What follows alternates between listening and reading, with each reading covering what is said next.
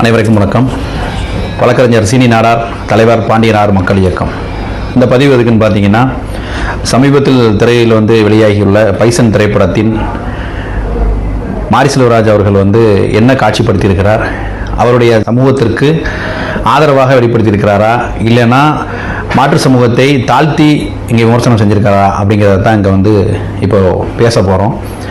இந்த படத்தில் குறிப்பிட்டு சொல்லணும்னு பார்த்தோம் அப்படின்னா, ஒரு கபடி பிளேயர் மனத்தி கணேசன் என்று சொல்லக்கூடிய அர்ஜுனா விருது பெற்ற ஒரு கபடி பிளேயரோட வாழ்க்கை வரலாற்றை கூறுவதாக சொல்லி, அந்த வாழ்க்கை வரலாற்றில் யாரெல்லாம் உள்ளே வராங்க அப்படிங்கிற மாதிரி அவங்களோட ஓன் ஸ்டேட்மெண்ட், அவங்களோட லைஃப் ஸ்டைலில் என்னென்ன இருந்துச்சு அப்படிங்கிறதையும் மென்ஷன் பண்ணி ஒரு கேஸ் ஸ்டடியாக பண்ணி, கண்டிப்பாக அப்படி தான் அந்த படத்தை எடுத்திருப்பாங்க. எடுக்கணும்னு எடுத்த நோக்கங்கள் எல்லாமே இங்கே சரி, எல்லாமே ஏற்றுக்கிடுறோம். ஆனாலும் சில இடத்துல காட்சிப்படுத்தின விஷயங்களை மட்டும் நம்ம அடாப்டாகி நம்ம ஏற்றுக்கொள்ள முடியாத அளவுக்கு சில காட்சிகள்லாம் அங்கே பண்ணியிருக்கிறீங்க. இதில் பொதுவாக ஒரு சமூகத்தை நம்ம பிரித்து பேச போகிறோம், ஒரு சமூகத்தை உயர்த்தி பேச போகிறோம்னு இல்லை. நீங்கள் எடுத்து வச்சிருக்கிற படத்தில் என்னென்ன தவறுகள் இருக்குது, இது நீங்கள் எப்படி பண்ணியிருக்கலாம், இப்போ உள்ள இரு சமூக மக்களின் மனநிலைமை என்ன, ஏற்கனவே இந்த மக்களின் மனநிலைமை எப்படி இருந்துச்சு, இதனால் பாதிக்கப்பட்டது யார் அப்படிங்கிறத தான் நம்ம இப்போ அங்கே பேச போகிறோம்.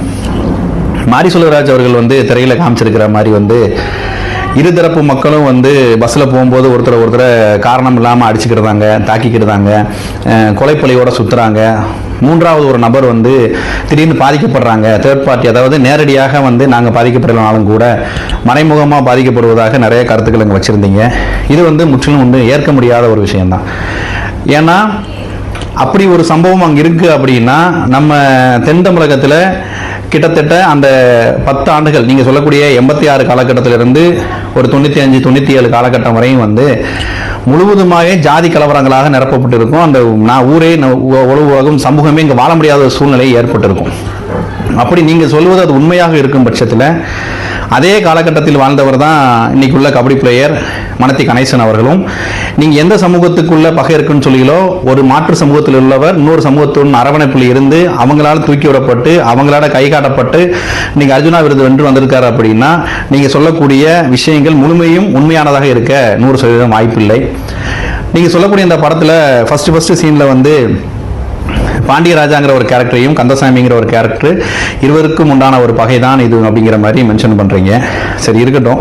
பாண்டியராஜா ஒரு சமூகத்துக்கான தலைவர், கந்தசாமி இன்னொரு சமூகத்துக்கான தலைவர். சரி, நீங்கள் பாண்டியராஜாவோட போர்க்குணத்தையும் போராளியாகவும் காட்டணும்னு நினைக்கிறீங்க.